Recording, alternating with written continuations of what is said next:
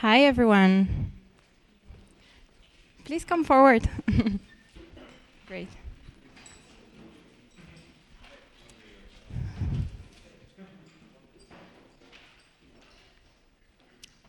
So, thank you all for coming in tonight. It's great to see so many beautiful faces.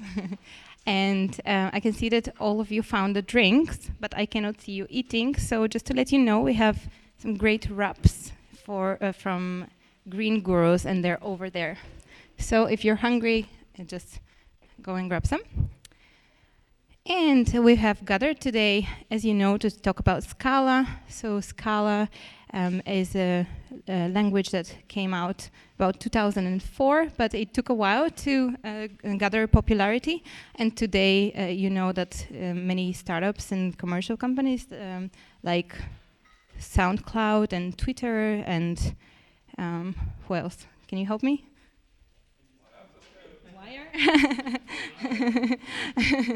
Yes, and of course, yes, thank you. They are all using it, and we wanted to have this meeting with you today, also to just help bring talent.io to your attention, as we are here to basically support the recruitment market, and I'll tell you a bit about that in a minute, before we also start with the 3 great speakers that we have gathered today. So, obviously not a village, and I wanted to share with you what talent.io is about. So basically, we call it a selective recruitment platform, and I'm sure that not many of you know what that would mean, but basically, can you remember how you got your last job? So hands up for whoever got it through a headhunter. Okay, great. Friend recommendation. Very good. And then maybe directly applied to the company. Very good. And many other ones. So how did you guys get a job? Okay. Great. Yeah. And how many of you have tried a selective recruitment platform? Wow, 2. 4, great. So yeah, when you start thinking about getting a new job, usually you would go and ask friends, right? This is probably the first option, to check what the recommendations could be from your friends, where they're working, where they have interviewed, and so on. You might also just try and talk to a headhunter, because you obviously have your full-time job still, and you don't have so much time to research all of the companies and find the best ones in the market. And you might as well do some research, but of course it's difficult to dedicate time for that unless you just don't want to do anything else in your evenings. And then once you start a process, you're kind of on your own, so you have a contact within the company that you're talking to, maybe a contact with a headhunter, but there are some sensitive questions that you may have. For example, do they really like me? And why are they not responding to my email? Is it because they don't want to talk to me anymore, or is it because they're busy? Is it something else, you know? You may be just sitting and wondering. So you are basically just wishing and thinking what could happen. And I just want to tell you what would be the difference if you were to use a selective recruitment platform like talent.io.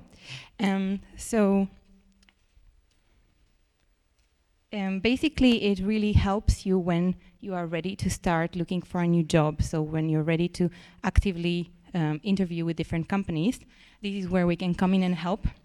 And first of all, it's a one place for your job search. So you don't have to approach different channels. And we have done all the research to find the best companies in the market, because what we mean by selective is that we want to provide a premium service to the top 10% of candidates or engineers and top 10% of companies in the market. And we have put all of this in one place, so you can just join us and you have exposure to all of the best companies in the market. You literally don't need to make any effort, because you can just take 2 minutes to sign up, and then you're taken by the hand by someone like me, a talent advocate, and that person would help you like pimp your profile, even answer questions about how to talk to a CEO at an interview and things like that. And you have all of your processes in one place, so you can track them, prioritize the ones that you like, and also run this whole process simultaneously. So you don't have application here, application there, they're all coming to you at the same time. And basically, once your profile is visible, companies are applying to hire you instead of the other way around. Cool. Then transparency is a big thing for us, because once you have created your profile, you have shared a lot of information about what you're looking for, and basically there is no time wasted talking to companies that are not relevant for you. They can already see if they have something to offer, and otherwise they would just not contact you. But also you get to hear about the salary that they can offer you before you even talk to them. So you can just review all the information, and if it's not relevant, for whatever reason you don't like it, you can just reject them and move on. And finally, we understand that making this choice for the next job is really important. It's not something easy to do as well, and you don't want to be changing the job in 2-3 months again. And we really get that. So we're here to help you. And as I said, you have a talent advocate who is there along the way for you, and they really understand you. They understand what you mean by technical challenges, and they can help you make the right choice. So with that, just want to move on and say that we are very grateful for Wire, who are hosting us today. They're also one of the companies on our platform. Yeah, if you want to say a couple of words. Yeah. And then after that, we'll move on with the talks. So we have Arthur from Autoscout 24, who came all the way from Munich. And we have Luca from CodeCentric over there, who came all the way from Düsseldorf. And we also have Maciek from Wire, who came from downstairs, or from over there. Okay, great. So there will be a short break between each talk, and then we'll have a panel discussion at the end, hosted by our country manager, Ivo. And then we can close and do some networking. So let's kick it off.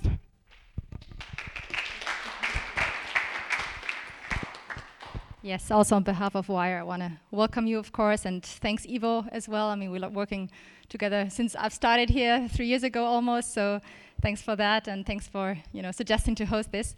We're also working a lot with, I'm responsible for recruiting as well, and also all these events. We host usually 1 or 2 events per month, and this is the first Scala meetup actually that we're hosting, so really, really happy to welcome you. And we have several of our Scala colleagues here in the back, similar t-shirt as I, or a different Wire shirt. You can approach them later if you want to, network or chat a little bit. Just wanted to do some housekeeping so you are not lost in the end. We have bathrooms, if it's urgent, behind this door. We have snacks that you have already mentioned there. Bar, I guess all of you have found. Wi-Fi passwords are on the little papers. And we also have a photo booth for the fun later.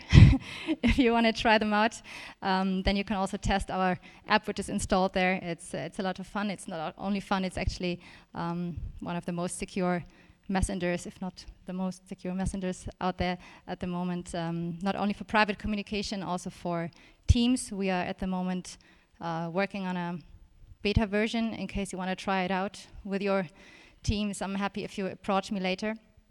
Then we can contact you once we kick it all off.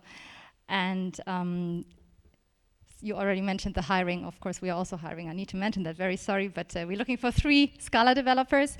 I have put the descriptions over there, so if you or your friends, feel like joining our amazing team from more than 20 nationalities, I can also show you the office later if you want to have a look. That will be a bonus. Yeah, we're looking for 2 Scala Android developers for the Android team, and for 1 Scala Haskell Rust developer for the backend operations team. So if you are brave enough, approach me. We can give you some more information. Other than that, yeah, I wish you a really good evening here with us. I hope we can, play some table tennis later or some foosball, and hope to welcome you back anytime if you want to follow our events that we're hosting. Each of our social media platforms is usually promoting them. And also, if you want to have a look on our code, we have open sourced the code last summer. So go to github/wire. I think it will be nice for you to have a look at it. Thanks.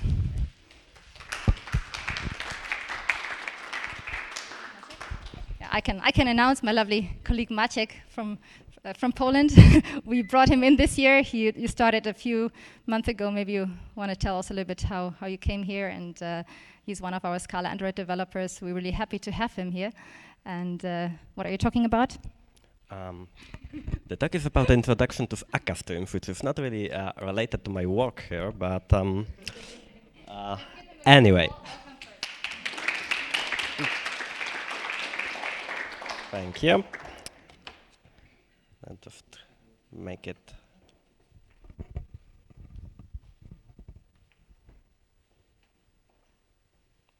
And okay. Almost there.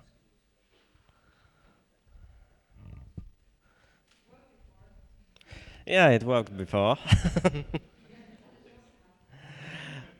Okay. Hello, everyone. My name is Maciek.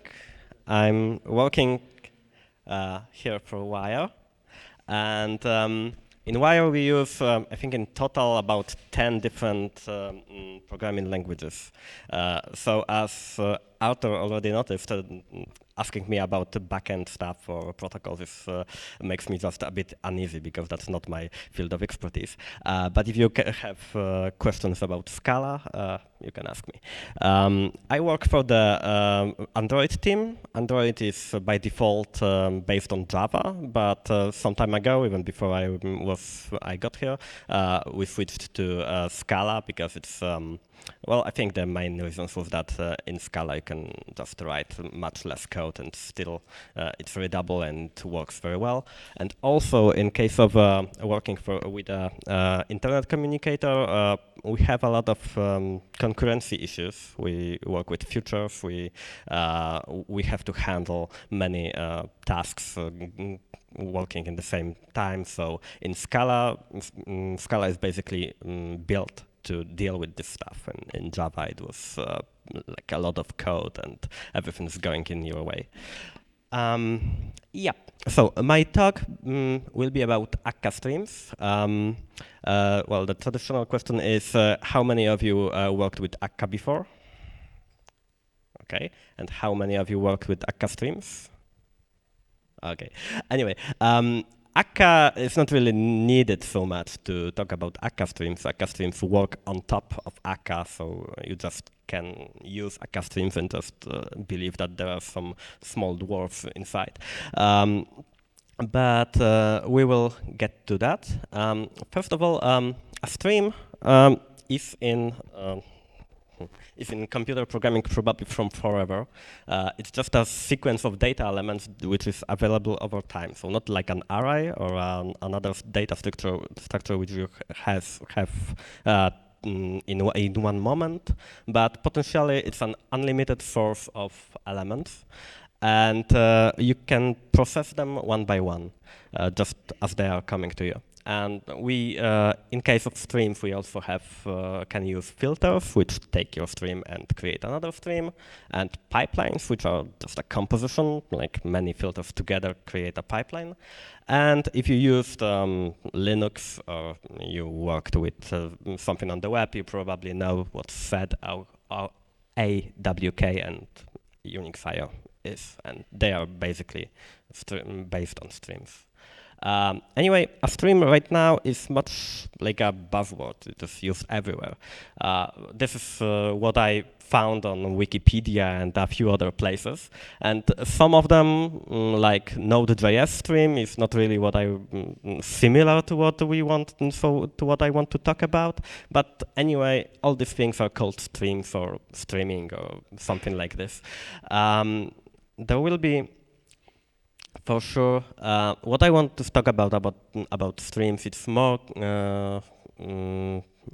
more similar to what is in Eric's observables, which is like a bunch of implementations of similar stuff.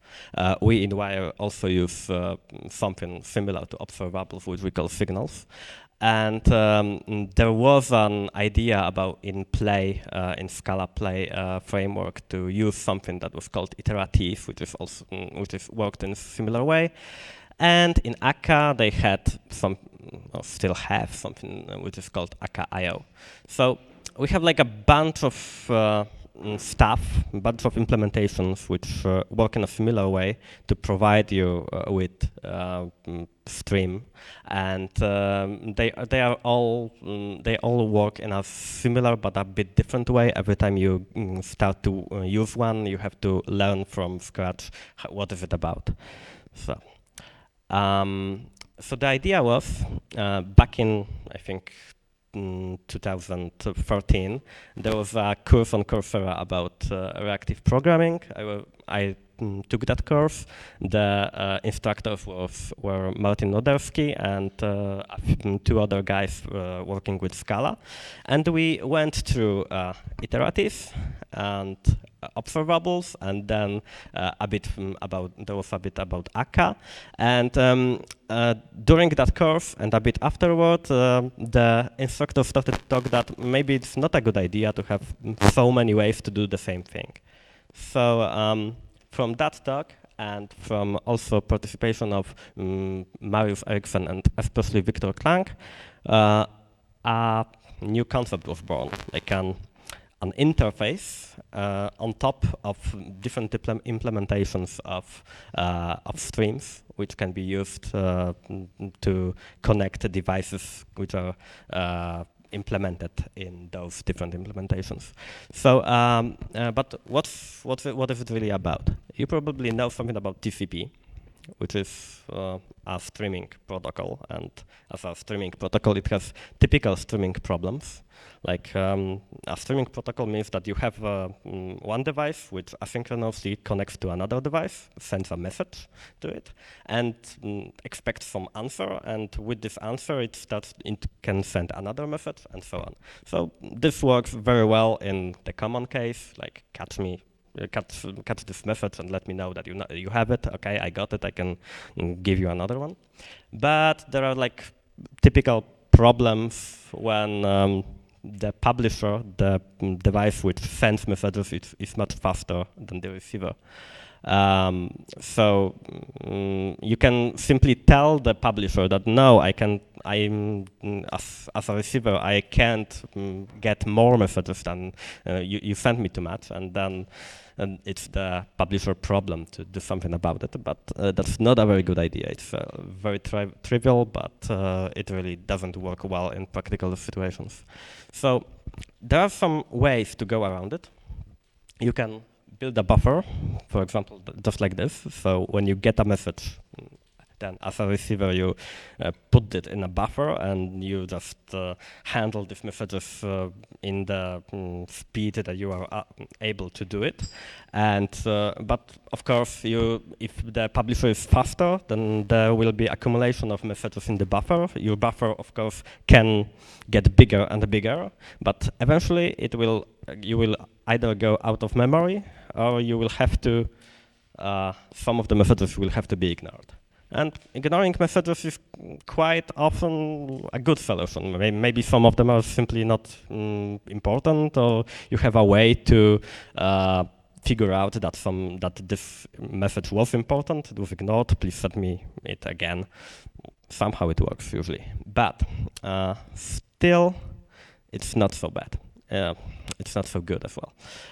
And anyway, without like a normal interface between devices, then we as developers, we started to create a wheel all over again. We started to create solutions which were similar to other solutions, just worked in other platforms, in other programming languages. So this akka streams is a way, is one of the implementations that can make it easier, but by like not letting you think about how it is done, you can just start to use it. Okay, so another way to deal with the problem of too many messages is to revert the stream. You can be like as a receiver, you can be the first to start to communicate. You can tell the publisher, okay, I'm ready, give me a message. And then the publisher sends a message and do nothing else. So the receiver is now the guy who controls the flow, but of course it only reverses, just with reversal of the control, it also reverses the problem, because you can be the receiver who is too fast, and you can just spam the publisher with the request to give me a new messages, while the publisher is not able to do that. So it's really the same thing. The idea that was like that is the backbone of streams, of reactive streams, is to have something called the back pressure, which is like a stream of metadata between the publisher and the receiver. It starts with a pull, which means that the receiver says, "Okay, give me some data," and after that, it's effectively push-based. That means that depending on how strong, how fast the publisher is, the receiver may simply collect the data and do something about it, or it can send back information about is it okay or is it too much. And generally, this allows us to do load balancing. That means that when you are like a publisher, when your data probably comes from somewhere. Maybe it's from your local disk, but it's probably also somewhere from the network. So if you have a receiver, and this receiver tells you that you need to slow down, then it's you who's going to be the slow one, while the other guys behind you start to send you messages which are too fast for you, because you could handle them, but you have to slow down because your receiver is slower than you. So the idea is that with this interface, which is the same for every device in the network, you can talk to other devices in the network and tell them also to slow down. And so the whole network balances itself and assumes the speed that is possible for everyone. Okay, this is like the whole interface. This is what you need to implement in order to be able to use it. This is the idea was written in Java, but of course you can use also other languages. So you have a publisher which receives. Do I have like a? No, probably not. Okay, maybe like this. You have a publisher which receives a data from the subscriber, and then it creates an object of subscription and sends it back to the subscriber. With this object, the subscriber is able to communicate with the publisher. So, for example, it can tell the publisher that, okay, give me something. And this is all asynchronous. On the request, you just get the data somewhere after some time. You don't get the data here as a result of request, of course. Seems easy, but eventually, with all the corner cases, this is what you need to take care of. So it's better not to implement it by yourself. Fortunately, there are some implementations already, most of them in the Java world, JVM world. I'm not really familiar with the first two, which seem to be quite popular, but I know about Slick. It's a framework for communicating with databases in Scala and Java. We know for sure that in Java 9, this interface, reactive streams interface, will be in the Java 9 standard library, although half a year ago it was soon as well. Just as today, it's still soon. And of course, we have Akka streams, which is the implementation of this idea on Akka, which is what the rest of my presentation is about. First of all, today we have like another buzzword which is called big data. Big data is basically about collecting large amounts of data in the hope that one day we will be able to somehow process them all and put them in use. But what we really want is not to have like a whole mountain of data which we start to work on, but we would like to have something which processes the data that is coming to us in beginning, and only after that data is processed, we can give it to some other systems. So from a big amount of data at the beginning, we just have a stream with some like normal amounts, maybe really small amounts, and only then this data is collected. So Akka streams work on, this is like a three basic things that you need to know about. There's a source, there's a flow, and there's a sink. So a source of data is basically something that produces data, taking it from other places which are not interesting for Akka streams, like network or some files.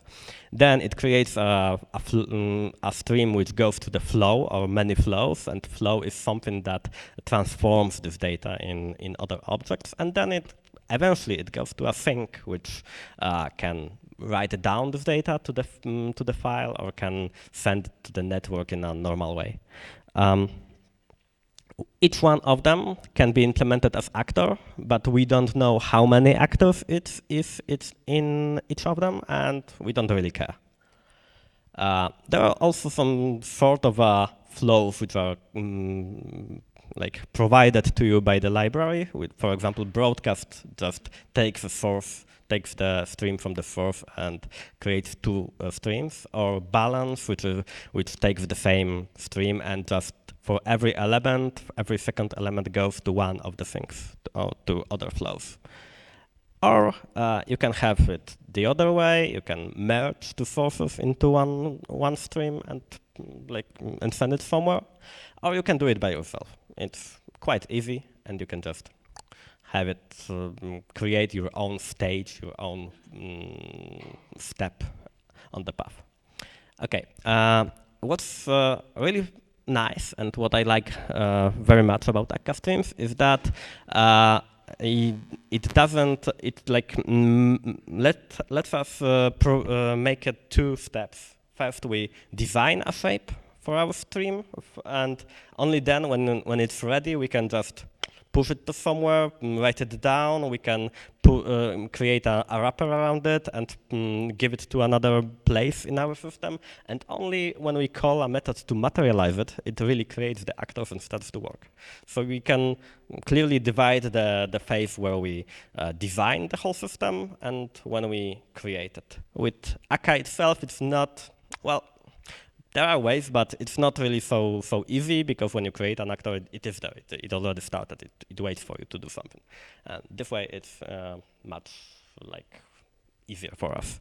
Also, because of the way it is created, akka streams give us possible optimization. So we just create the whole design, and then akka streams think about it. Okay, we need like 2 actors here, 3 here, only 1 here. This one can be merged, and so we don't need. You can see it in design that you have 2 elements, but this is really just 1. So it works even better if you are doing it by yourself. Okay, the example. How much time do I have still? A lot. Okay. Okay. So I thought about an example of how to do it because it's really not easy. If the example would be something completely trivial, it would probably be too easy and wouldn't really explain anything. And if it was too much, then we would get lost somewhere in the middle. So the idea is that we want to calculate the number of pi by throwing darts, by having this 2 axes and a circle inside, and pi is the and you can simply calculate pi by knowing how many of darts, if you throw them at random, will get inside the circle and how many of them will get outside the circle. If I had a whiteboard somewhere here, I could write the equation. Okay, so what we're going to do is to have a point. This will be our dart. A point is like just 2 numbers. They are from -1 to 1 in the x and -1 to 1 in the y. And there is a distance which should tell us how far from the point 0, 0 is this point with this dart we are throwing. And there's an object of statistical object which shows us how many of the points are inside the circle, how many of them are outside. And so because we know these 2 things, we can very easily calculate the pi number. And this is a method which creates a random point, and a method which tells us if this point is inside the circle. And there's one simple point generator. This is actually something from akka streams, and it creates 100,000 points at random, but 1 at a time. So our first approach will be pretty easy. Because it's in akka, we have to create a system of actors. We need some dispatcher and materializer, don't worry about it. And we start with the approximation of pi, which is 0 inside, 0 points inside, 0 darts inside the circle, and 0 darts outside the circle. So first we create a source, which is this point generator from here. It will create 1 point at a time. And for each such a point, we check. If it's in a circle, we update the pi approx. We may create a copy of pi approx with 1 more inside point. And if it's outside the circle, we create a pi copy which is outside. This part is like our inner state. The pi approx we created here will be for every point will be updated. And then after 100,000 points, we simply call onComplete, and we display how many, the number of pi. So this one. So the whole idea is that these points are not, they do not exist all in the same time. Of course, 1 point is very small, so it wouldn't be a problem, especially with nowadays with our computers. But if they were some big data classes, it could be problematic. They exist only 1 at a time, and in the middle, before we start to do anything about it, we pre-process them to create just 1 element pi approx, which has this pi number, which will let us then calculate the pi number. But this is like very easy. we can create a bit more complicated version. First of all, we could split our one source which does everything for us. We can split it into three. We can have a source which actually only creates the points and does nothing else. Then we can have a flow, which is in this case it's called a throttle because the flow allows only 1 point per second to be released to the sink. And so any other, this is actually between the source and the throttle, and this flow, this is where the load balancing comes into place, because when the throttle gets a point, it tells back to the source that, okay, I have a point for once this second, it is all I can do. You have to wait. And then this 1 point per second is sent to the sink. And this this is where this calculation of the P approximation happens. And at the end, we just release a new approximation. So we can just say that from the source via the throttle to the sink, and we can run it. And finally, we can even make it more complicated in the way that we can create our own graph, our own simple way of doing things in a similar way that we have a source, and this time the flow is what creates our P approximations, and the sink really just takes it and does nothing else. And the graph is our connection. We can have a source, we can then connect it to the flow and connect the flow to the sink. This way, here, I could have created more elements, which would be more complicated, but this is like only a very simple shape in a form of a line. And then, only then, when I run this graph on complete, I take from the sink this last P approx and show it, and that's all. And okay, so if we still have time, I can probably show you how it works really. All right, I have to go away from here.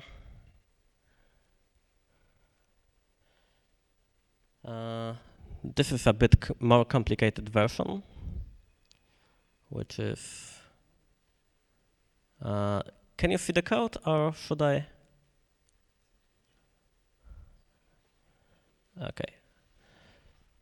So the idea of the code example was that we actually create a more complicated graph, which has this source, that throttle, but the throttle is much better than the one from that slide example, which it can take 10,000 points per second.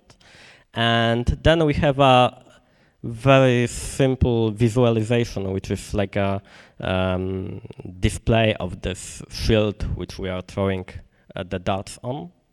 And so we have like we're going from the source through the throttle to the partial results, which the partial results is a place where we will show the results for every 10,000 elements.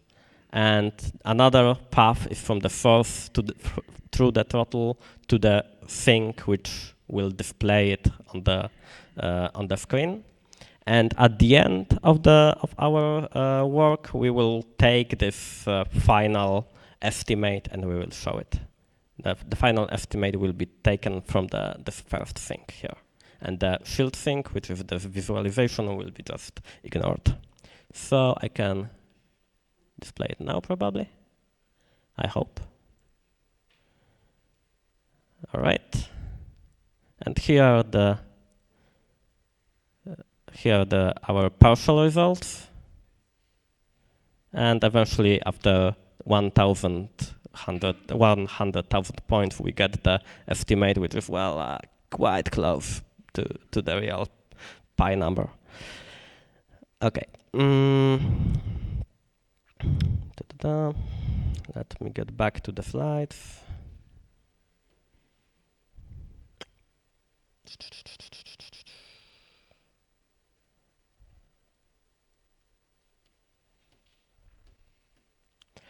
Okay, if you are not really interested in how it is done in Scala, you can probably also look for the reactive X, which is not akka streams, but it works on a similar ideas, and it is you can use it in C++ and Python.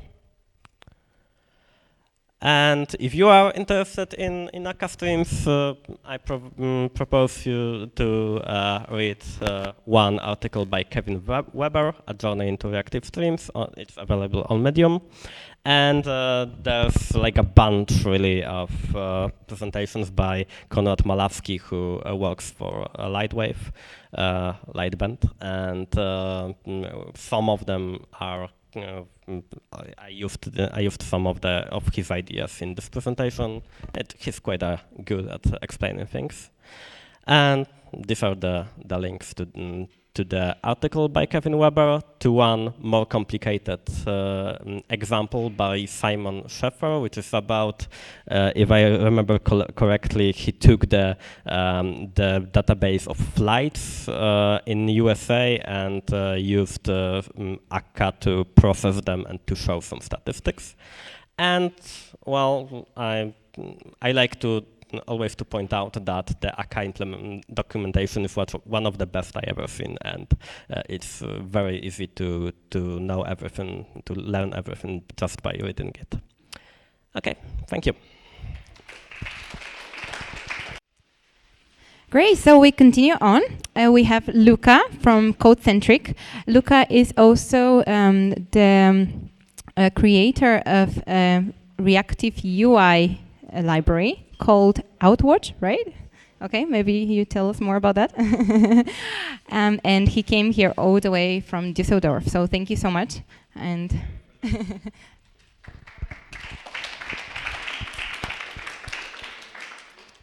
Okay, guys, my name is Luka Jakowicz, as mentioned, and today, I think in the agenda, it said reactive programming with scala.js and Rx, but I actually had a last-minute title change because I would like to give more of a focus on side effects in the browser.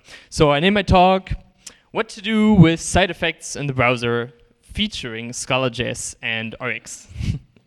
Okay, so like usual, I'm gonna start the presentation by asking who here likes to use functional programming when programming in Scala? Okay, that's quite a lot. I guess I'd expected a bit more. No, yes, Scala is obviously, well, actually, I was told to never use the word obviously, but Scala is, as probably most of you know, a functional programming language, or a functional object-oriented programming language, and side effects are a big part of why we need functional programming. So yeah, so who here uses some kind of abstraction over side effect, or has used, like the task monad, or the some kind of streamings, like akka streams, of course, is one of those streaming libraries, or maybe Monix.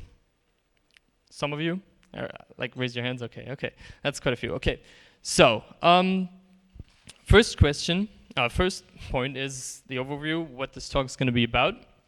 And the central question of this talk is, how can we develop front-end applications while pushing side effects to the edge of the world?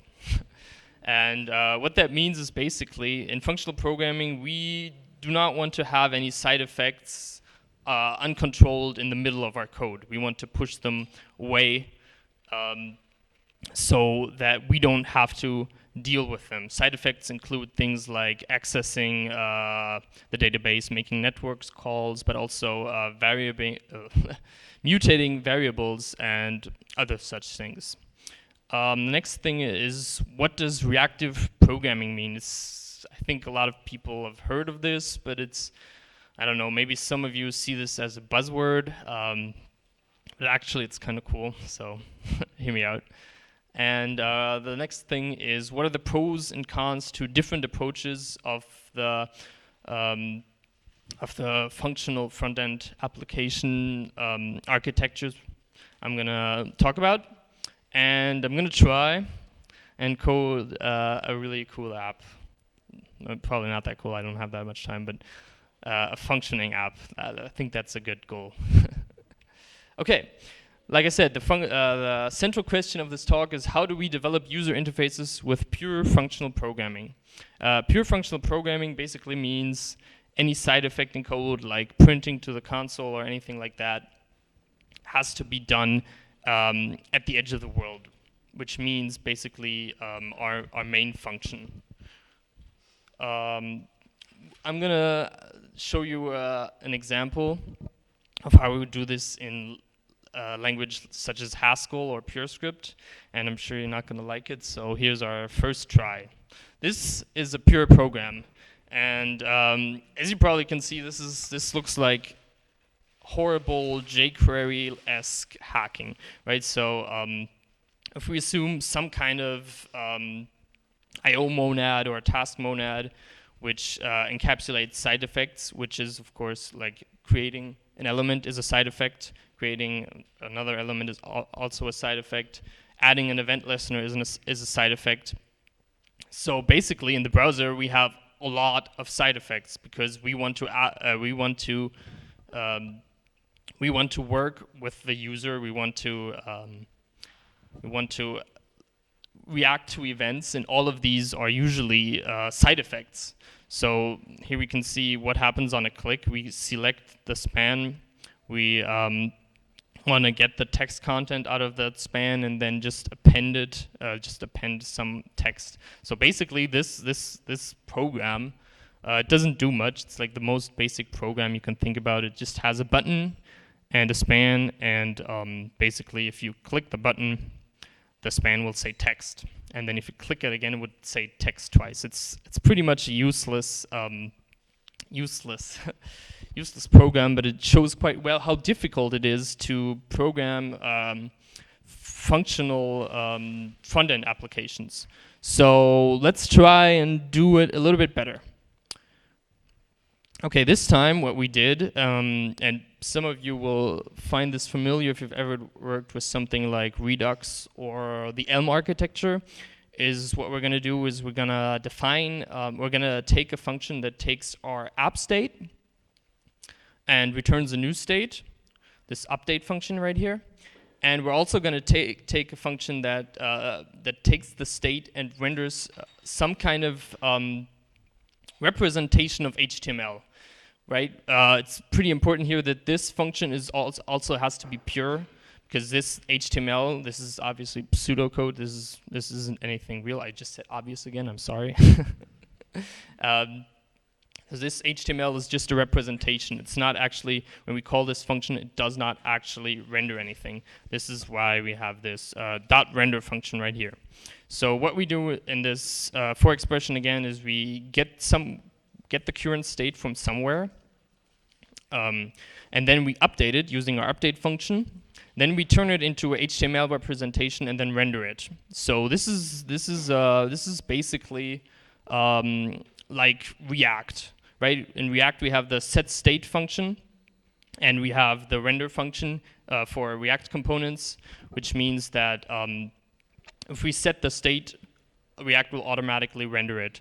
And what we can do is we can use setState in React to take the old state, and just by returning a function, by inserting a function that takes the old state and returns a new state, we can basically get something very similar to this. And the rest here is just some example code. It's basically the same app we had before, where we have an update, which is basically we take the old state and we just append text again. So this is the only interaction our app has still. And then we have a view, and we can see right here, this is some form of DSL, where we basically have functions that represent HTML elements like div and button and span. So when we click this, we want to recalculate our whole app by saying, okay, we're gonna update our state, and we're gonna use the same view as before. And our whole program basically is this this whole app function. Okay, so this is kind of cool. We're just gonna take a last look at something very similar, which is called the Elm architecture, or Redux, which is a very similar concept. And basically what it is, we define an ADT with a seal trait, which is called an action type, and then we can add a lot of actions. Here we only have one action, but we can imagine having a lot of different actions. And then instead of having a function that takes the old state and turns it into a current state, we take another parameter. We have an action as well. So we take an action and the state, and then we can pattern match over the action, and then see which action it is. Take the here in this example we have the text, and then we can just return the new state right here. So this is very similar to the one we had before, but we use this Elm architecture-esque kind of architecture, I guess. And then here is just the glue code, which does basically the same thing this time. We take the action method. So, okay. So this is pretty cool for now. I think we can work with this. So let's see how could we actually get to implement some of this. So, oh yeah, exactly. This get current state. Currently, we don't have a clue about what the implementation is. So, how could we query or update the current state, right? So, what's implicit here is that we have some sort of state somewhere, and we have to represent that somehow. And there are different methods, of course, for that. And one of those is the state monad. Maybe some of you have heard of it, but it basically allows you to abstract over state in a pure array. Another way is to use mutable references, of course. Just have a var somewhere at the top level of your code, and then just change it by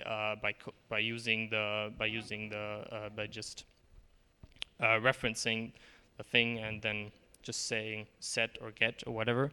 And another way is we could use free monads, of course, which would allow us to decouple actually the implementation and the call. So we have a call, and then we can have different interpreters. For example, we could do one thing where it's just in memory, but we could also think about maybe storing it in the browser storage, or also we could store it on some kind of network, make some network calls. Obviously, that's going to be a lot more difficult to interpret.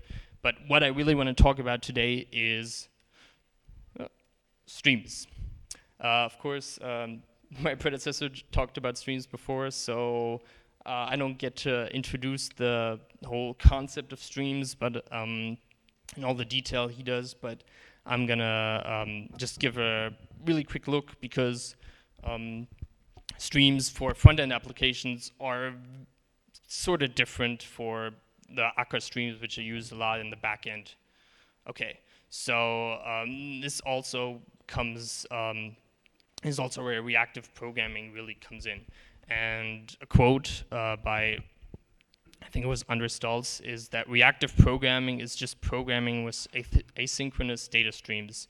And an example for such a stream library are all the things my predecessor mentioned. Akka streams, Rx is a very popular library because it has all of these different implementations for Java, Scala, Swift, JavaScript, whatever.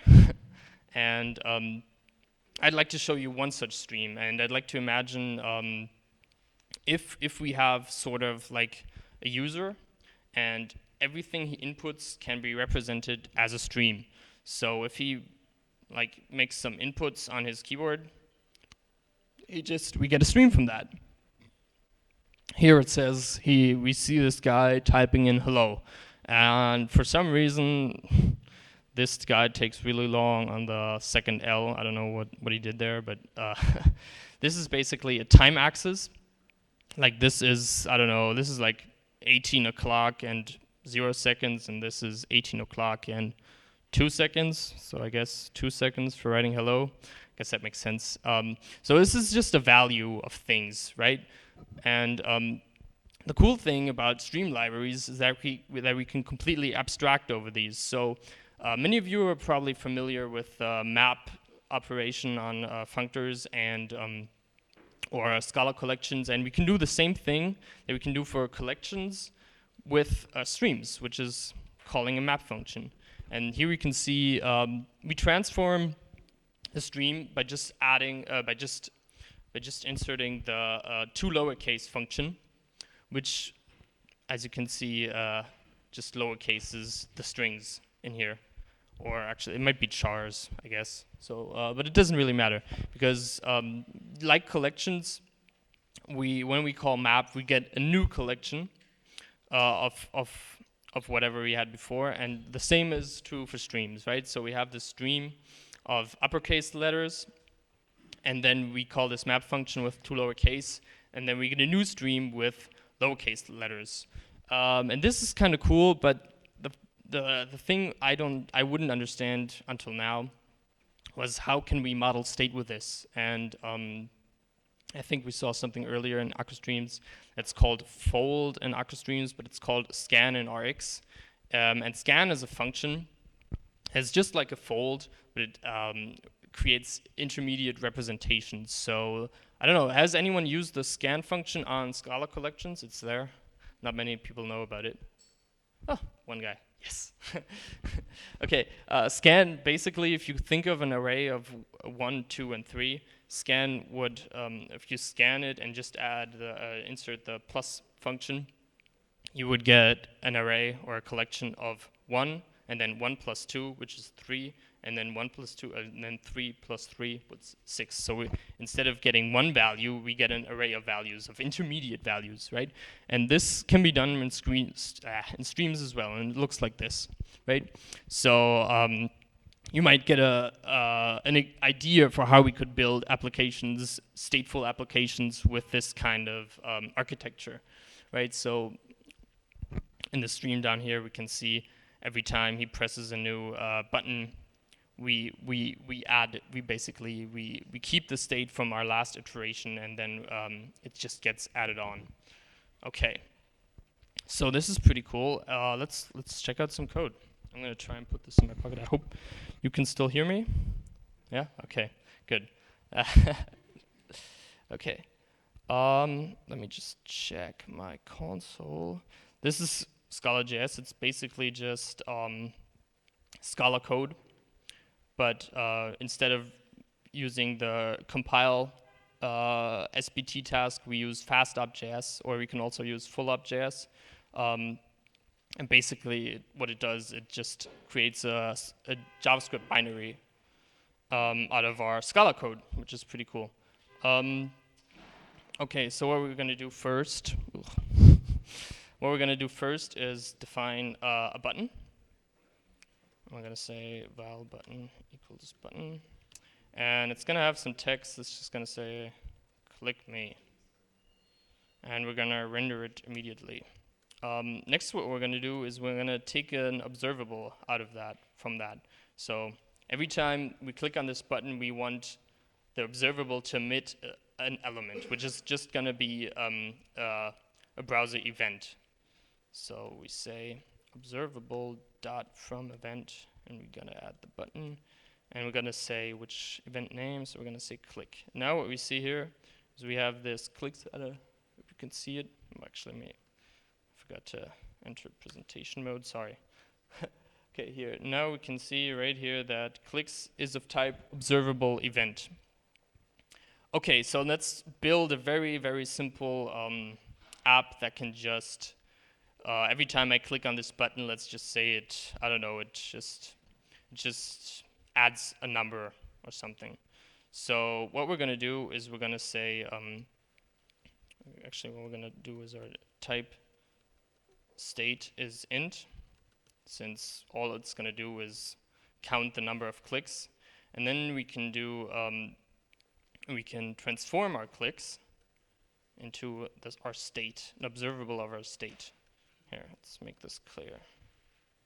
Observable of state. We're going to say it's clicks. And then we're going to map each event to 1, because we want to add 1 every time. We're going to say it has to start with 0. And then we're going to use scan, which also uses the seed 0. We're just going to say, oh, not the times. We're just going to say plus. Okay, now we have an observable of state. So let's add like a view function, like we discussed before, and it's just going to take the state. It's going to turn it into a library which we already used up here. It's just called scala tags, which is basically an HTML representation that we can render to DOM. So we're going to have a div like we had before. We're going to add our button, and we're also going to add a span, and we're going to put the state in here. Okay. So this is our view function. Now all we basically have to do is somehow turn this into a real program. And to do this, we're gonna subscribe. And I think we talked about subscribe before, which basically it's like when you think about for each, it's basically like a for each for an observable. So it takes every element and it performs some sort of side effect. Okay, so we have our state, and then we're gonna subscribe to it. And we're gonna get our state. So now the first thing we're gonna do is we're just gonna, this is kind of ugly, but we're just gonna set the inner HTML of our body to nothing. And then the next thing we're gonna do is, because otherwise we wouldn't, here, let me just finish this. We're gonna append child, and we're gonna say view of state dot render. So we're going to render it and append our body to it. The sad thing, sad in quotations, is that we have to set our inner HTML, reset our inner HTML every time this is called, because the view function recreates the whole DOM, right? So this is very, very inefficient for larger apps, but let's see it in action. Let's see if it works. Doesn't work because, let me just see. No, I think this, I'm not sure why it doesn't work. State.subscribe, it starts with 0. That's odd. Oh, there it is. Oh, probably didn't compile. Okay, so now we have a click me, and then we just see this. Okay, so this is very, very, very basic, and we can see it's kind of a lot of effort, right? We have to take the observable from the event, from the button, and then we have to do all the manual things ourselves. We have to just basically handle the DOM ourselves. So this is kind of cool in a conceptual way, but it's very, very inefficient, and it's also not really practical. And so what we're going to see next, just switch back to the presentation, is something to make this a lot easier, and it's called Outwatch. It's something I built in my free time, and it's right there to mitigate those problems that we just faced. And those are, of course, updating DOM efficiently. Efficiently? Is that written correctly? Okay, without sacrificing abstraction. And we can when we have these HTML trees, we can use them with a technique called virtual DOM. Who has heard of virtual DOM?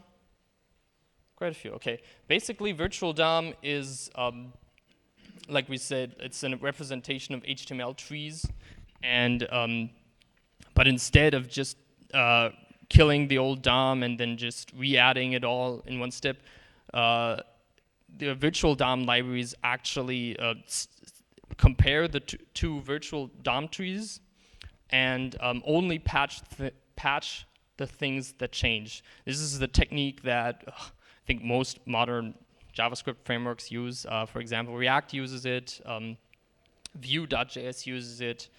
I think all of scala.js, well, no, maybe not all, but lots of scala.js frameworks use it, but also Elm and lots of pure script libraries. So it's become the new hot shit.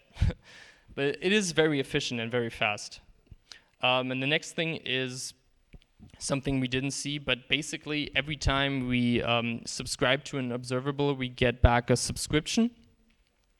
And what the subscription does is it holds on to the resources we use. So when we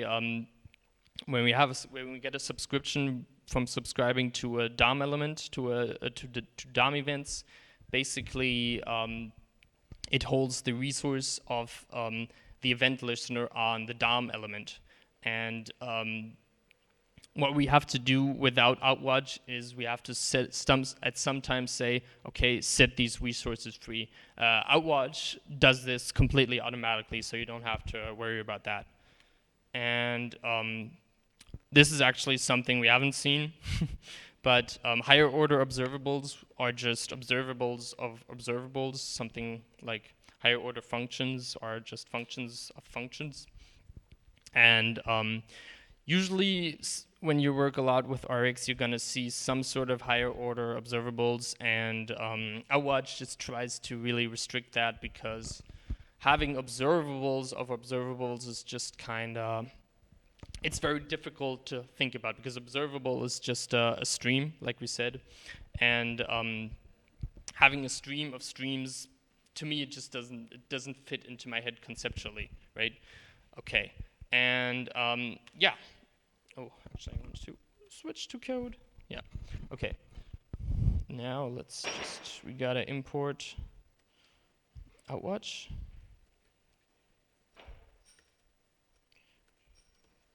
And we're gonna try to rebuild this app with Outwatch. So we're just gonna delete all this crap. Just called my own code crap, that's fine. So the first thing we are going to do is create a handler, which is our click handler, which is basically the same thing we saw before. It's going to be just a mouse handler, because we use mouse events. We use a click as a mouse event. And what we're going to do then is we're going to turn it into a state again. So basically this is the basic same code. But I'm just going to do it again, because why the hell not? Map it to 1. We're going to start with 0 and scan it.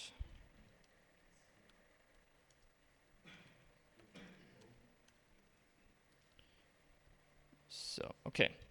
So we're back to this, and now we're going to create the view.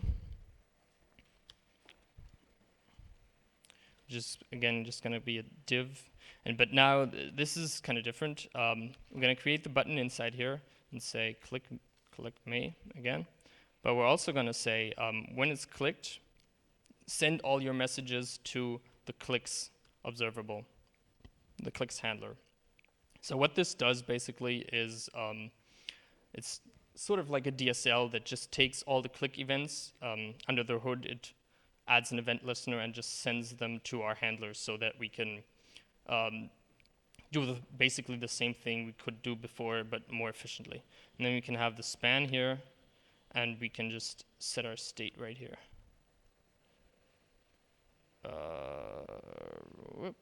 Wait, let me just think about this. Expected, oh yeah. Okay, actually we need to turn this into some kind of string. So we're just gonna map it to, since it's a number, we're just going to map it to you clicked $n times. This should work.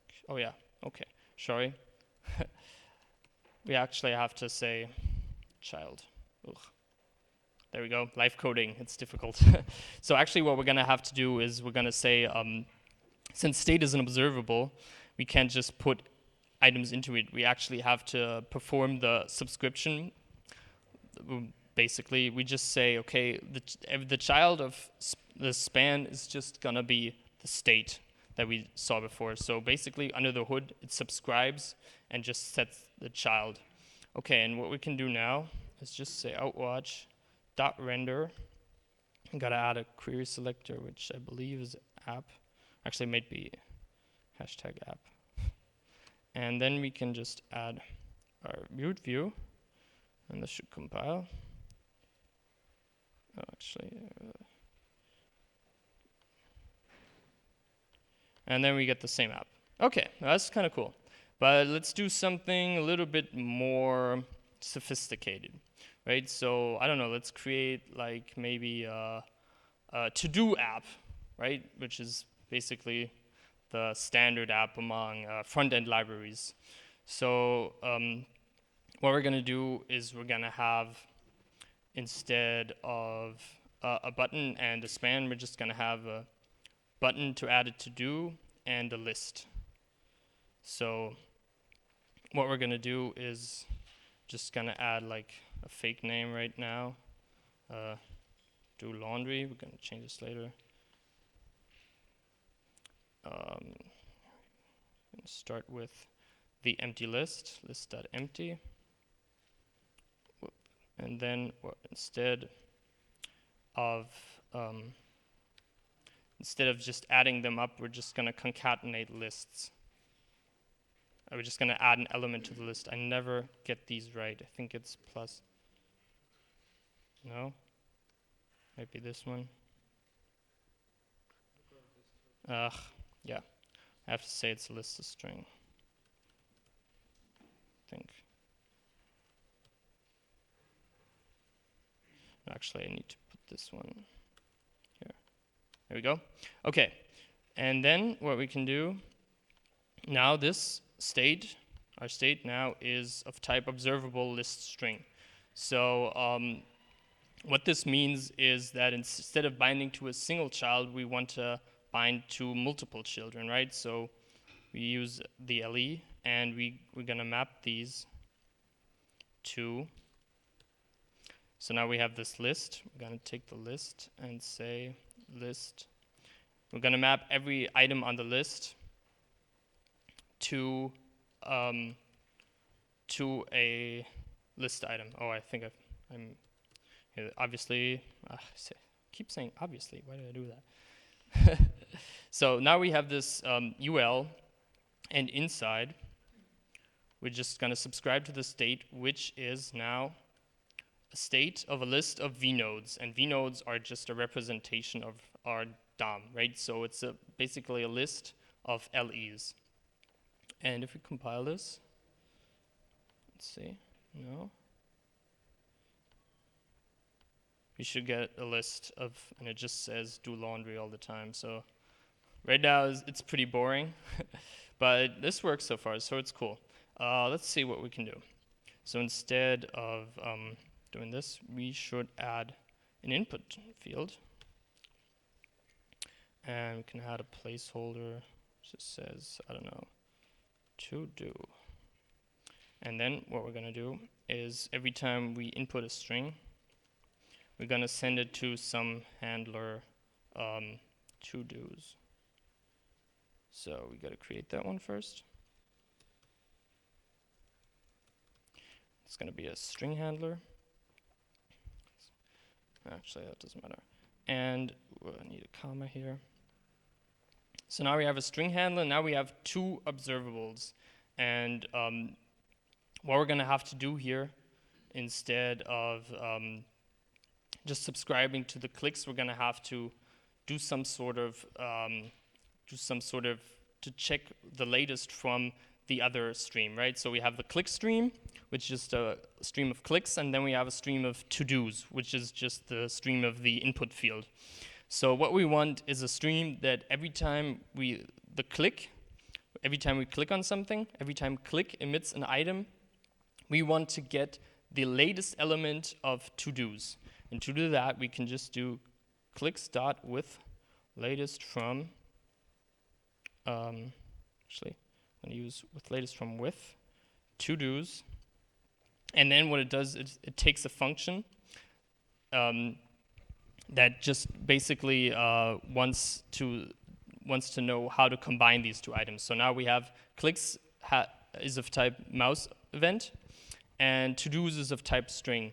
So we gotta basically tell our observable which ones we want, and we want, obviously this is the event, and these are the to-dos. So we just want the to-do. Okay, wait, this isn't used, so we can just use the underscore. And now we don't have to map it to to-do, because this is already a string. And now, we didn't do anything wrong. Do laundry. Now we can say, do the dishes. Oh, okay. So basically, that's our working Outwatch app. And another cool thing I want to talk about is basically what we talked about before was the Elm architecture, right? So I've kind of basically lost a bit of focus on that. But I want to show you how easy it is to recreate the Elm architecture with streams. So the Elm architecture is, or the Redux architecture is built on something called a store. So we're just going to create a case class called store. And when we create such a store, we want to add a reducer. Actually, we're going to parameterize that. We're going to say state. We want to take two type parameters, and one is of type state, and the other is of type action. So the reducer is going to take a function of state and action, and it's going to return a new state. So it's going to take the old state and an action and return the new state. And then what we're also going to do is we're going to take an initial, which is of type state. Okay. Oh, didn't fit in here fully. You can just take this and put it up here. No, it still doesn't fit. Let's just remove final. That's just my nitpicking. Okay. So, yeah, so what we can do in here, we can create a handler. And it's going to be of type state. Actually, it's going to be of type action.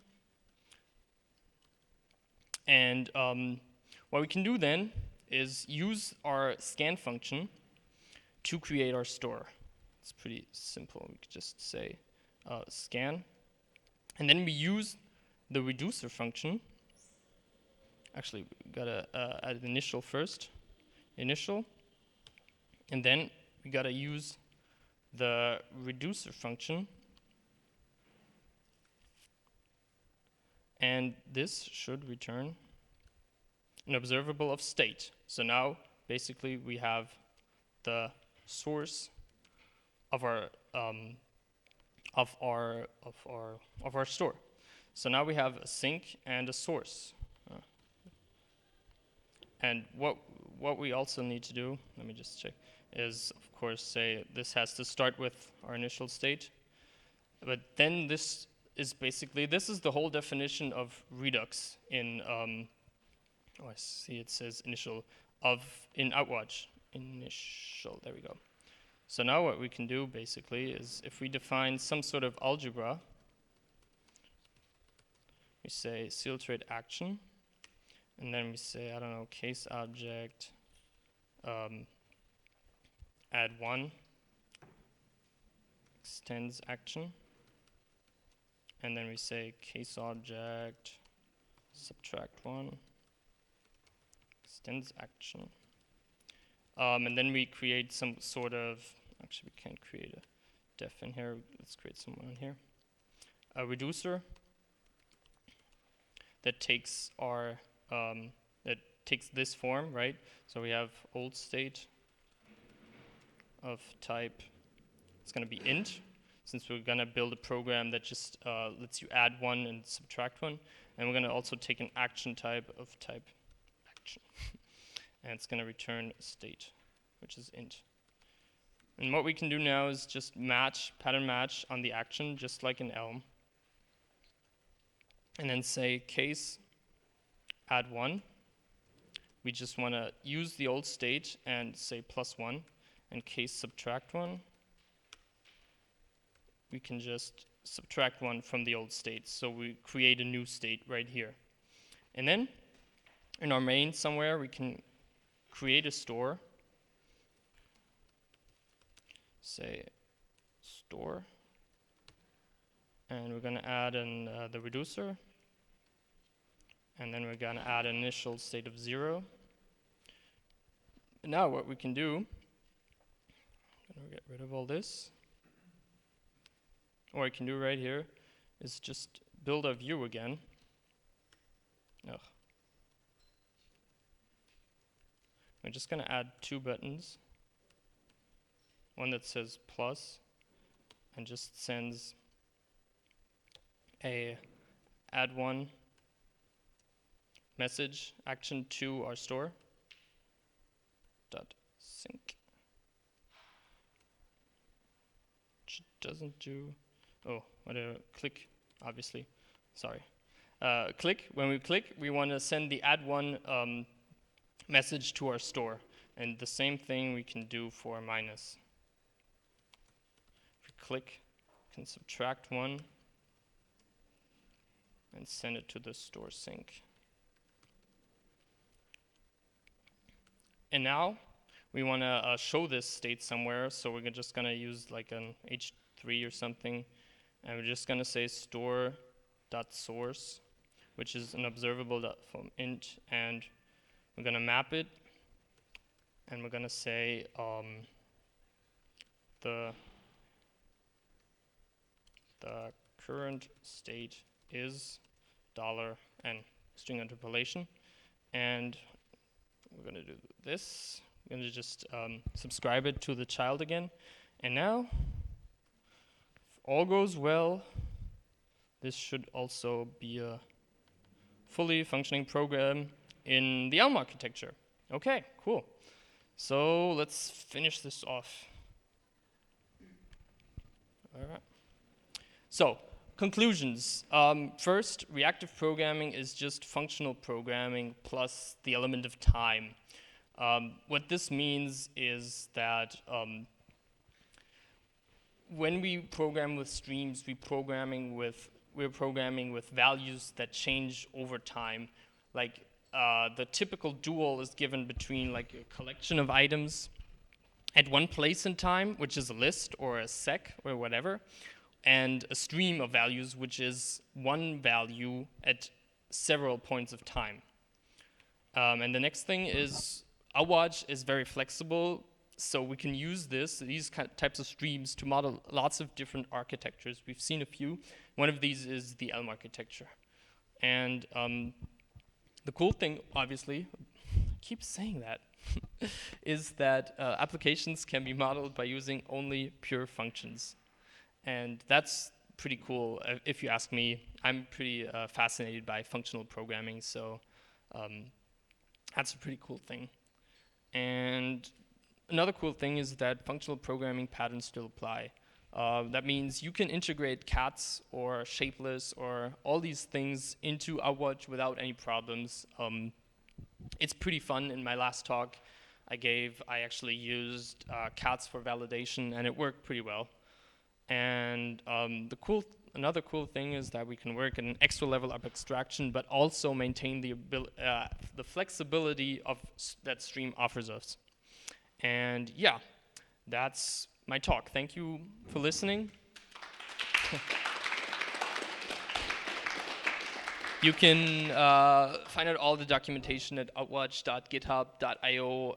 You can check me out on Twitter at Luka Jakobowicz, or my blog on lukajcb.github.io/blog. That's some advertisement for myself. Okay, thank you a lot. Questions?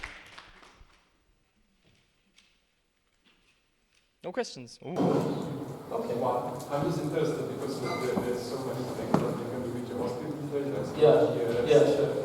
TypeScript, now CoffeeScript is these days. I'm just curious, what is the ecosystem like in the scala.js? Because I didn't die it, and I know like I died Dart, I died CoffeeScript, and there are not enough libraries you can use, and usually you can solve almost everything with jQuery, of course. Yeah, and you can use React. If you're a masochist. But what is your experience with this, like the ecosystem around Scala? Scala.js, I think it's pretty mature nowadays. There's a lot of libraries similar to Outwatch. I think Outwatch kind of has its niche in the stream. There's, for example, a very big project called Scala.js React, which is an opinionated version of React in Scala.js, but there's also others. There's, for example, a library called Diode, which is for state management, which is one of the hard things Outwatch is trying to solve. But there's also lots of others. I haven't tried them all out, but libraries are growing every day, and I think a lot of people are already using Scala.js in production. I think SAP does, Twitter does. So, yeah, but the thing is, you said, of course, that we have all these languages that compile to JS, and Scala.js, at the end, it's just one of those. So the cool thing is you can create facade types, so like basically typing files, just like in TypeScript, for example, where you can just type out all the dynamic JavaScript and then work with a fully typed Scala API, which is pretty cool. Yeah. Sure. I'm curious about, you mentioned virtual DOM. Yes. To be honest, the first time I heard about that, and not much to do with front end, but I'm curious, are you doing the injection or the changing of the DOM file yourself, or is it like a Scala.js database provides something with it? Because if you do it yourself, is it something like a zipper component? No, actually it's a JavaScript library. It's called SnapDOM. There's a bunch of virtual DOM libraries out there. So it's not functional. It's not very It's kind of functional, but you basically it just has two functions that I use. The one is to create a virtual DOM element, and the second one is called patch. It just takes one DOM element and another DOM element, like the old element and the new element, and it just creates a diff out of all of these things, and then just only patches. We call it patching, but basically it only changes the specific things in there. Yeah. Yeah, I was just curious to imagine how I would implement it. Like with zipper, you can traverse the stream. Or if you do like a stream, you just know what you want to change, stream it back, and then change on that part. That would be changed. Yeah, that's very interesting. Yeah, and the second question is probably more philosophical nature. Is you mentioned 3 months before, and do you thought about that probably streams are actually a framework to create 3 monads, because you also you can live you context the code context in like a type contract. It's possible, definitely. Yeah, sure. Yeah, but like I said, you could use free monads, or you could use streams, or you could use both. I wouldn't recommend it. It would probably make it very, very complicated. But yeah, it's definitely a cool thing to play around with. Yeah. Okay. Yeah. Thank you. Okay. Thank you very much. So, last but not least, we have Luca. Sorry. Again, Luca, come back. Arthur, who is working for AutoScout24, and he came all the way from Munich, and he's going to present about recursion schemes in Scala. Thank you. So, hi guys, as already mentioned, my name is Arthur. I'm increasing technical depth in Scala projects for 3 years already, and currently I do it in AutoScout, and like I must say a couple of words about our company. Like, we're doing a platform for selling cars in European Union. We do it on AWS, on Scala microservices, Kafka, all these hyped things. And we do it in autonomous teams. So, like, we build these apps and we run it by our hands. So that's why I like it. And we're hiring, but like, okay. So today's topic is recursion data schemas. And like, who's familiar? What is it? 1, 2, 3, 2, 4. Perfect. So there are so much guys who will take something new from this talk. Okay, so recursion data schemes, it's not so complicated topic if you take a look on it from top point. It's just types inside types. So probably every day when you write Scala, you work with recursion data types as list, Implementation of list in Scala, it's just some abstract class, for example, list. They contain two implementation, cons and nil. And where's the trick? First parameter of cons, it's your value. And second one parameter of cons, it's another list. So probably you can construct your list from sequence of cons nested inside. So it's how we work with it. And in like in real world, you will find this conception in file system, databases, and so on. And as you can see, here is nothing about real applications like RESTful services, some data pumps, and so on. Why? Because this topic is mostly about stuff that will be writing for another developers. It's developers for developers tools. It's like, it will not work in your company if you write production services, like just building all the stuff on top of libraries. It will work if you will build your own stuff for other developers. So let's find problem on our head. Most of times when guys start talking about it, what they do, they thought, okay, we have very strange problem. We must do 2 plus 2, like evaluate 2 plus 2, and like everybody is, okay. So I worked in one place. It was a website builder. And what I done in that period of time, we're working on some solution to build stores online easily. Like it's a component for this website builder. And we have one major problem. We don't support filtering, sorting, and order and free text search. Like our customers had tons of products in our system, and other guys who wanted to buy something, they have no any possibility to filter it. It's like, okay, it's weird. So these guys come to us and say, okay, we must do it. And the problem was that we had very big amount of data.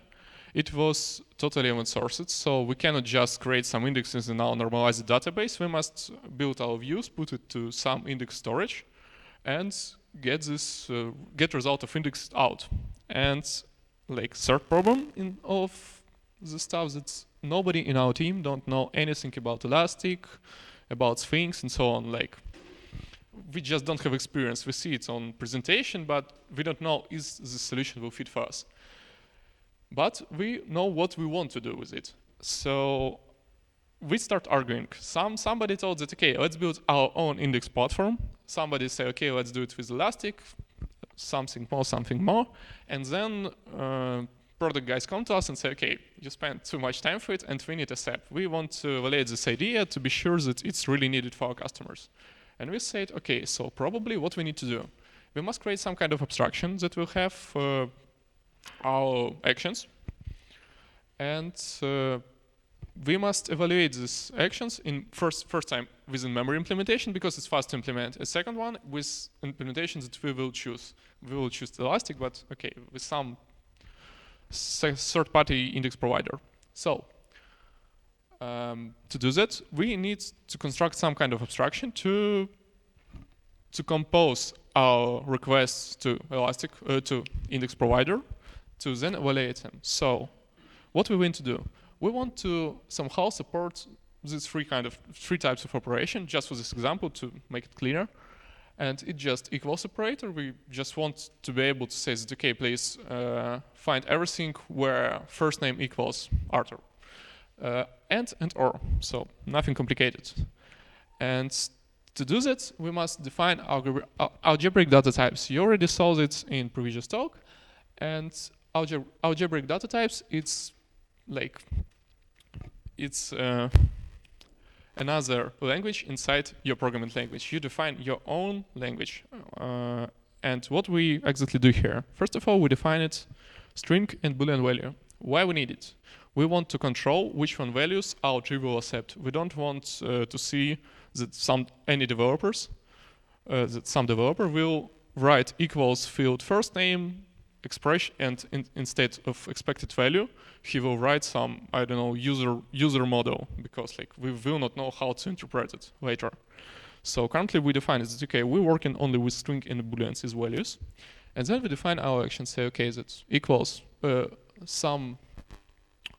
If we use equals, it means that we're searching for values we're searching for value where first name, for example, will be equals to.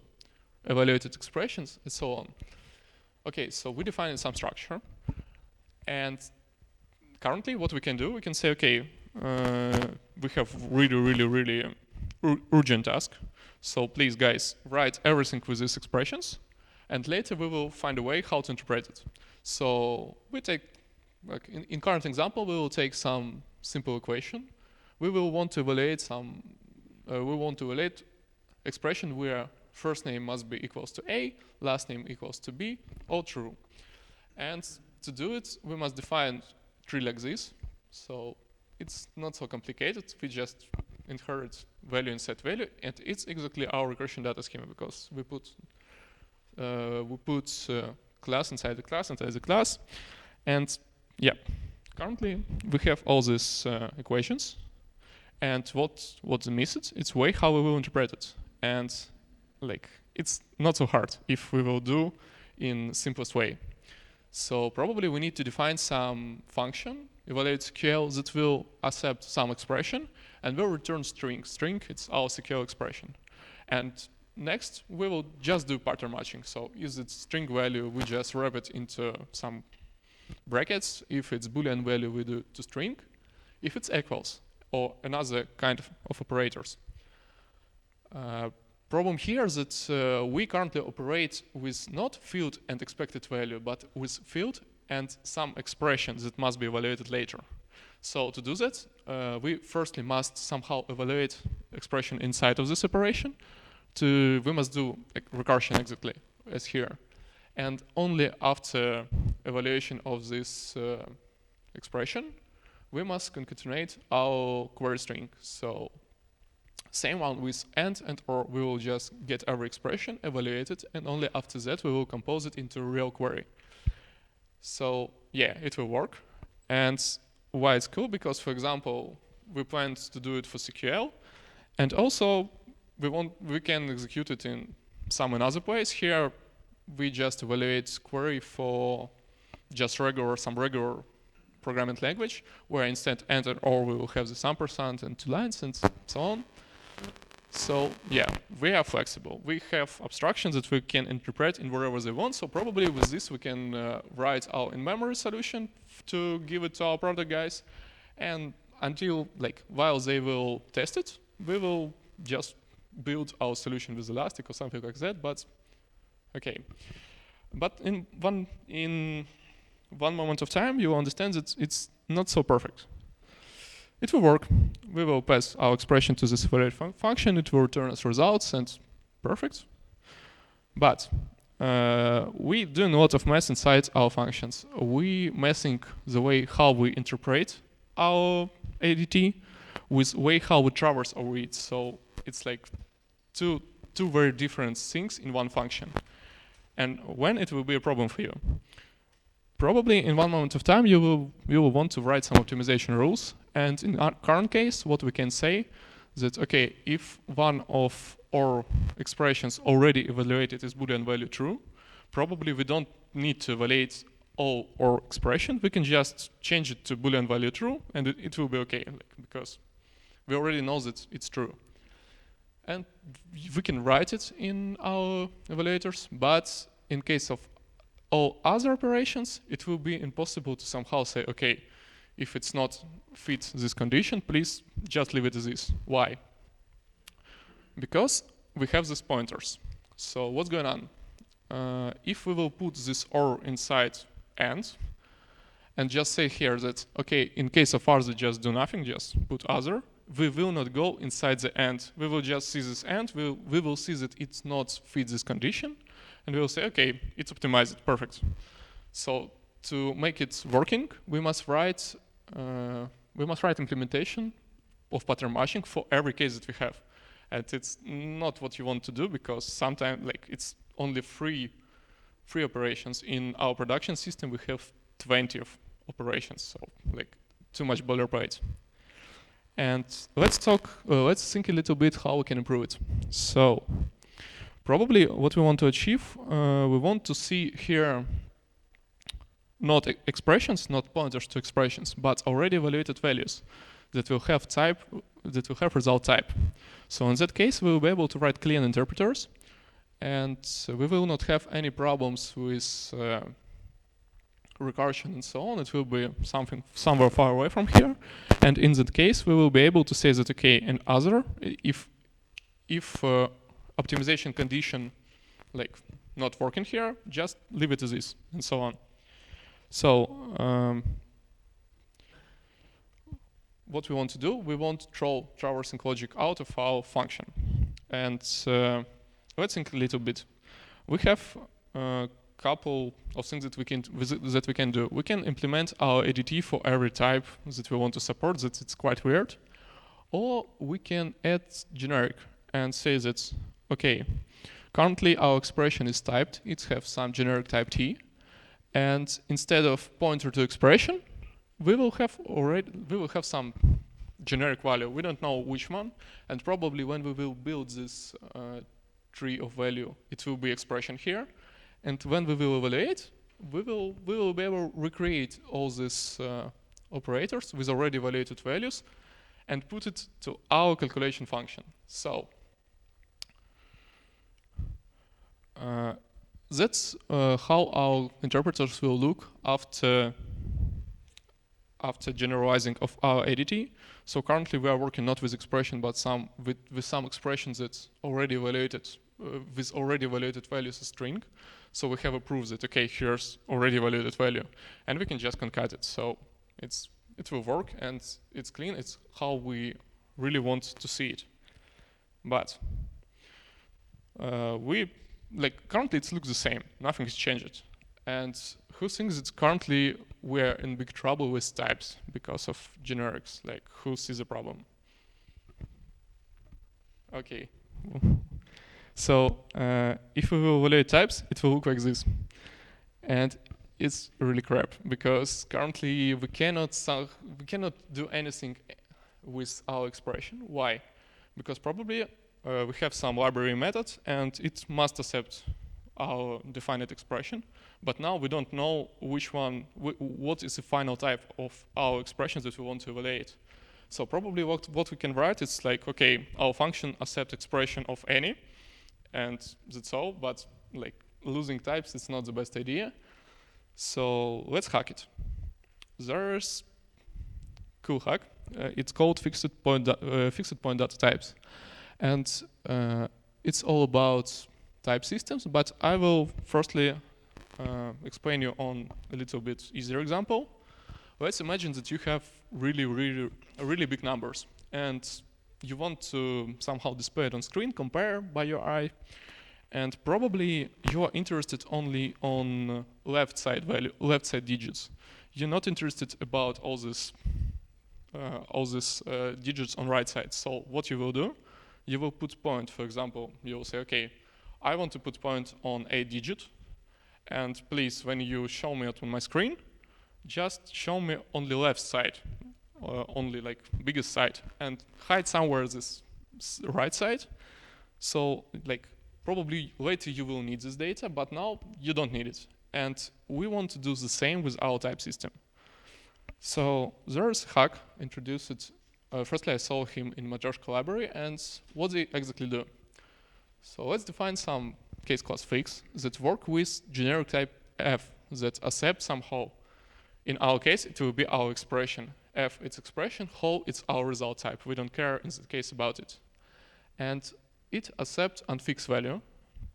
And this unfixed value, as a result, must be expression of fixed expression. So by this way, we prove to compiler that, okay, inside our expression, we will have the same recursion. And I will explain it a little bit better. Fix what? So again, our fix will have type of fixed expression as a result. And let's try to fix our end.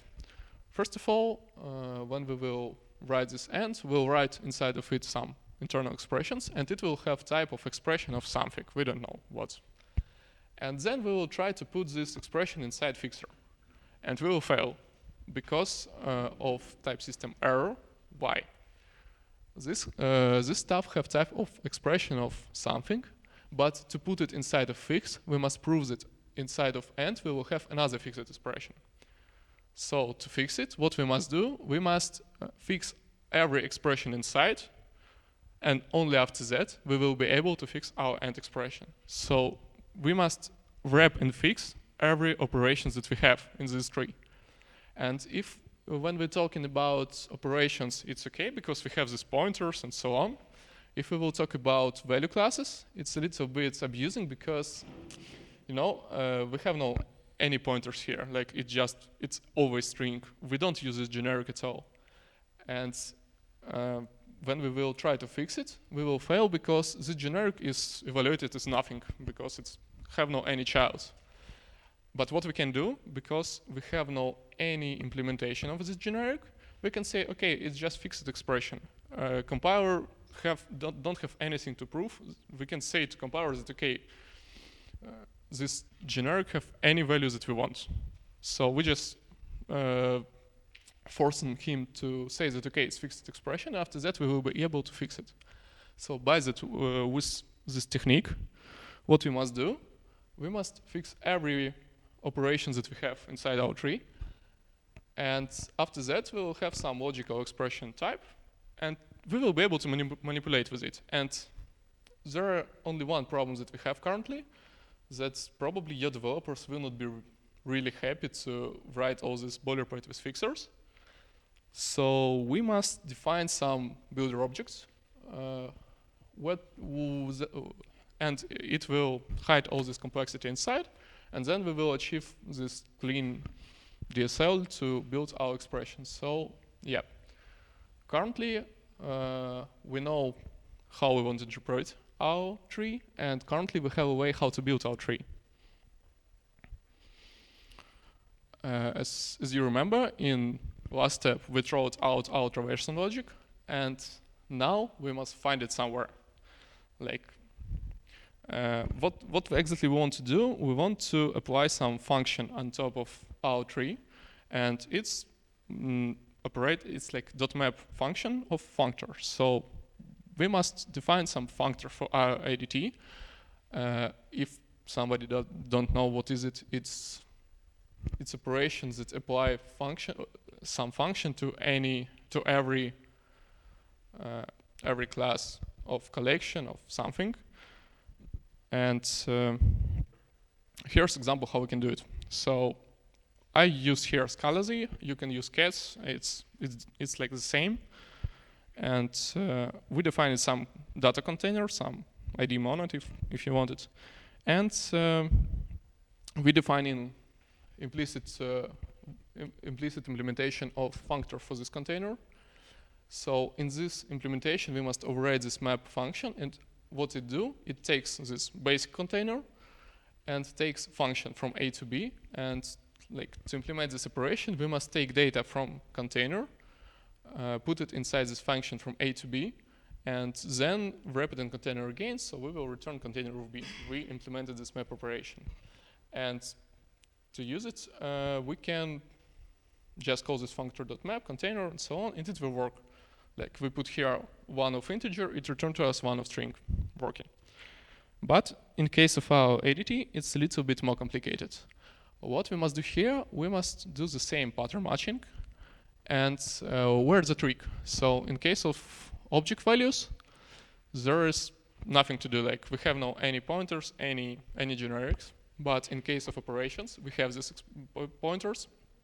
And probably we must apply our function f to every pointer that we have. So in equals, we have only one pointer, its expected value, in or end to every expression that we have inside. So in that way, we define it how we will traverse over our tree. We delimit this logic to functor, and later we will be able to compose it. So morphism. Okay, currently we have three components. We have tree of ADT, out ADT. We have second, it's interpreter for this ADT, how we want to interpret this value. And we have a way how we want to traverse over this ADT. So probably if we will put all this stuff together and we'll try to evaluate our expression, as a result we will achieve like as a result, we will construct some fold-left function that will just fold our tree to result. So morphism and catamorphism is implementation of it. One of variation of it. It's a way how you can move from one category to another category. So we have category of our tree of our expression, and we want to move to category of expression, evaluated expression, CQL expression, query expression, Elasticsearch expression. Catamorphism, it's just generalized folding operations. If you will be interested in all this type of morphisms, there are a guy, Eric Mayer, who writes white paper, functional programming with bananas, lenses, envelopes, and barbed wire, where he described all these kind of things. But we need only catamorphism, and like to do like catamorphism, it's function that have three parameters. First one, it's our expressions that we want to evaluate. It's our stuff like that we build it in start of presentation. Next one is functor. It's what we do in third step when we define it, how to traverse all our structure. And third one is interpreter. It's our clean interpreter that will take elements of our ADT and it will know what we want to achieve, what we want to compile it. So where we say that, okay, if it's equals, then please compose a string. And to read this implementation, probably we must start read it from middle side. We have this functor where we put pre-opened expression. So as far as you remember, we have fixed expression, and if we will call unfix, it will return to us expression with fixed expression inside. So we open it a little bit. We put it to functor, and in functor we will call it recursively with this catamorphism function. What's going on next? So it will see probably some end. And functor knows that, okay, if it's end, we must apply this function to every expression inside. It will go deeper. For example, in deeper level, it will found OR, same stuff. It will apply this function to every element of OR. In sum of OR, it will find equals. And equals, it will know that, okay, it must apply this function to expected value pointer. It will apply it, and then it will go to string value or Boolean value, and functor will say, okay, I don't know what to do with it. I will just return this as a result. It will put it inside our interpreter. Interpreter will return evaluated result. So we go to the bottom of our tree, reach it, and then started to going up. And when we're going up, we interpret it one by one, layer by layer, until we will reach the top layer. And like interpretation of top layer will be result of our evaluation. So as a result, we will be able to evaluate our test expression. We will just say, okay, so this is our expression, this is our catamorphism function. We put inside of it expression, functor algebra that we want to use to interpret it, and it will return to us results. So we achieve this in a little bit another way. And as you remember, we started it from problem of partial evaluation. Before we was not able to partially evaluate our tree because in case of other, we must define traversal ways. But now all our traversal logic is functor. Functor is in somewhere else place, and now we just can say, okay, in case of us, just leave it as this and don't touch it at all. So it will work, and we have no copy paste. And why it's useful for you? So if you really write library, probably you want to split it on different modules. And currently we have 4 components. It's our catamorphism function and functor that will be hidden inside of core part of library. We have this algebra that defines how we want to interpret our tree that will be in modules provided to us by another developers. And we have our ADT that will be in API module that we will share to other guys to use it. So if you don't feel like inspired to write all this catamorphism function by your own hands, there are already implemented stuff in Matryoshka library. It's library from Sam Data company. And it works exactly the same, but it provides you some syntactic sugar. For example, instead of writing expression with string inside, with string inside that must be unwrapped to string, you just say, okay, algebra of expression is string, and that's all. It will give you this fixed case class. It will give you this fixed case class, and it will give you this implicit that will add to fixed case class methods like scata and so on. So you will be able to evaluate your expressions. So, like after all this manipulation, what we achieve in our company, we got easily extendable API. Next one, when somebody comes to us and say, okay, we need new mathematical operations for our query API, we just say, okay, it's not a problem. We add new case class to our ADT, add implementation of add this case class to functor to define how we want to traverse with it, and this implementation to interpreter, and that's all. It's just working. So we have no any copy paste. Every logic that we define is unique, and we defined some kind of optimization inside our tree. And everything was hidden under abstractions. So our developers don't see all this hell. They see just ADT and function where they must put this ADT. That's all. About things that we can improve. First of all, we can add a little bit more types. We can construct builders that will take a look on type with which one we're working. And instead of just writing our field name by our own heads with literals, we can extract it by macros, and it will be much more safer. We will be able to use IntelliJ refactor, and it will still work. So we can add much more better syntax with Slick API, like not with Slick API, sorry, but in the way how Slick API is created with all this cool syntaxes with just ampersands and so on, instead of building this tree by ourselves. So it will be like API above API, and we can change folding based. We can change recursion in our folding. Sorry, we can change recursion implementation of folding tree to value on something non-recursive, because sometimes probably if you will do it for some task where you will have a very big tree, you will get Stack Overflow. So you can write it with folding based on search and depth, just default computer science algorithm, or you can use trampolining. So it will help you. And that's all. So I hope you have any questions. And if you're interested, just talk with me in venue. Thank you.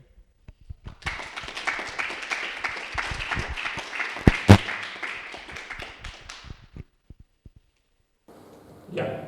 Okay, so basically I expect this to be really useful for creating like DSLs, right? Yeah. And another question I have is like, you use these GADTs for them, and I've heard there may be some kind of problems in Scala with expressing them. Do you know of any roadblocks like currently, or is it just blocks to express our editing? Like roadblocks, like I think like what I've heard is that people in Scala have problems with GADTs, but have you ever experienced something of that? No, we don't have any problems with it. Just fast, it works very well. That's why I'm talking about it. That's good. And I've also heard that there's kind of a newish approach to building DSLs called finally tagless. Do you know anything about how that may compare? I never use it for it, and also I know that currently we may wait for new version of Scala where they will introduce enums that will do exactly the same, but with some like syntactic sugar, and it's like the way how it will be in future. But currently we must do it like this. Yeah, I'm just curious from the business perspective.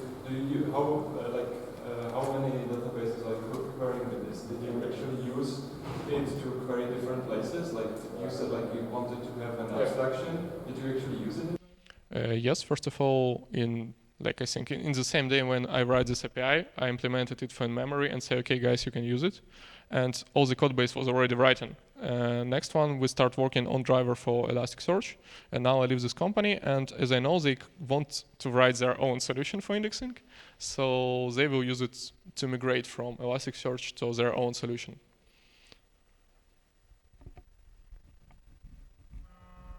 And like if you build some public library, probably you want to be flexible. You want to do only one little thing properly, and all other stuff might depend on architecture of your clients.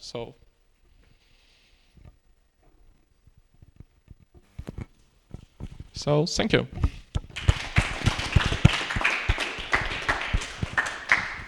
All right. Thank you very much. Very cool talks. I'm looking a bit at the time. We prepared a couple of like more general Scala questions, but I would rather open it up right away to the audience. Is there any more questions, comments to any of the three talks around the topic? Okay. Nothing more to discuss.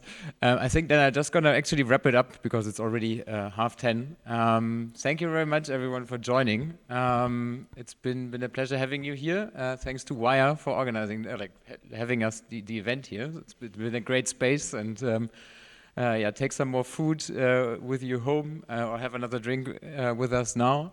We're gonna do this regularly every 2 months roundabout, so join us for the next one. Once more, thanks for the speaker for coming all the way from Munich, Düsseldorf, and Berlin. Also, a big applause to Elena for organizing the event. I think there's a lot of organization behind these meetups, so thanks for doing that. We're gonna put the recordings online, so please share the video after with your friends where you think it's interesting to them. And besides the ton of technical things you hopefully learned today for your next job search, please give talent.io a try. Thanks, have a great evening. Bye.